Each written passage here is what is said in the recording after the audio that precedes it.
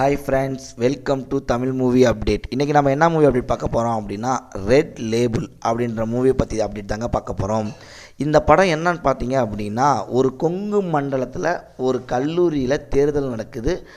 அந்த தேர்தலில் வழக்கம் போல் எல்லா படத்துலையும் பார்த்த மாதிரி தான், கண்டிப்பாக ஒரு எம்எல்ஏ இருப்பார். அவரோட பையன் அங்கே அட்ராசிட்டி பண்ணுவான். ஸோ அந்த தேர்தலில் அவன் ஜெயிக்கிறதுக்கு ஆசைப்படுவான். அப்போ இன்னொரு நல்ல பையன் இருப்பான், அவனும் அந்த பதவிக்கு வரணும்னு ஆசைப்படுவான்.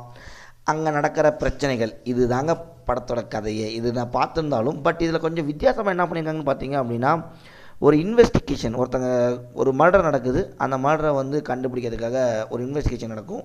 அதுதான் இந்த படத்தில் கொஞ்சம் மாற்றி பண்ணியிருக்காங்க. இந்த படத்தில் பார்த்தீங்கன்னா லெனின், அஸ்மின், ஆர் உதயகுமார் இவங்கெல்லாம் நடிச்சிருக்காங்க. ஆஸ் யூஸ்வல் தான், எம்எல்ஏவோட பையனும் அட்ராசிட்டி இருக்கும். அவன் பதவிக்கு வரத்துக்காக அங்கே இருக்கிற இன்ஸ்பெக்டர்லேருந்து ரவுடிகளிலேருந்து எல்லாருமே அவனுக்கு ஹெல்ப் பண்ணுவாங்க. ஆனால் அவங்களெல்லாம் மீறி இந்த நல்ல மாணவன் ஜெயிச்சானா, கல்லூரிக்கு வந்த நேர்மையானவர்களுக்கு சப்போர்ட் செஞ்சாங்களா, எம்எல்ஏவோட மகன் அஸ்மின் காதலில் விழுகுறாப்புல. ஸோ இந்த மாதிரி படம் ஒரு ஜேர்னலில் போயிட்டுருக்கும். படத்தோட கதை பார்த்திங்கன்னா, மாணவர் தேர்தல், காதல், அரசியல் தலையீடு, கொலை, துப்பறிவு, விசாரணை, இந்த மாதிரி போயிட்டுருக்குங்க. பல விஷயங்கள் திருப்பங்களாக நடந்துகிட்ருக்கும் படத்தில்.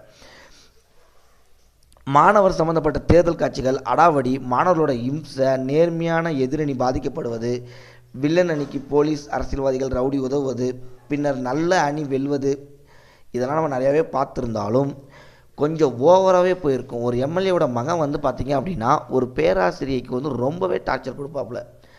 அவர் ஒரு கொலையை மறைக்கிறதுக்கு உதவுறதெல்லாம் பயங்கரமாகவே பண்ணியிருப்பாங்க. வில்லன் அணிக்கு எதிராக ஹீரோ அஸ்மின் வந்து என்ட்ரி ஆவதிலிருந்து கதை ஓரளவுக்கு சூடு பிடிக்குங்க. அதில் அவரை பழைய காலத்தில் நடந்த தேர்தல் பிரச்சனைகள், அவர் ஒரு காதல் வருது, அதுலேயும் சுவாரஸ்யமாகவும் இல்லை, ஓரளவுக்கு நல்லாவே போயிட்டுருக்குங்க. லெனின் வந்து ஹீரோயினாக வர்றப்ப அஸ்மின் சில காட்சிகளை கவர்ந்துருக்காங்க. அவங்க காதல் பிரச்சனை வீட்டுக்கு தெரிஞ்சு நிச்சயதார்த்தம் நடக்கிறப்ப தோழிகளோட உதவியில் அவர் தப்பிக்க நினைக்கிறாரு.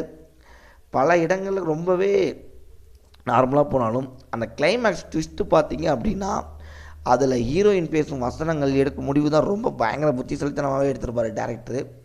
நம்ம எம்எல்ஏவாக வரும் பிரபல இயக்குனர் ஆர்வி உதயகுமார் தனது வில்லத்தனமான நடிப்பில் கண்டிப்பாக அடுத்தடுத்து அவருக்கு ஒரு வில்லன் பட ரோல் கண்டிப்பாக வரும்னு நினைக்கலாம். அவரோட சீன்ஸ் எல்லாம் பயங்கரமாகவே இருக்கும். ஏன்னா அவர் அந்தளவுக்கு இந்த படத்தில் நல்லாவே நடிச்சிருக்காரு.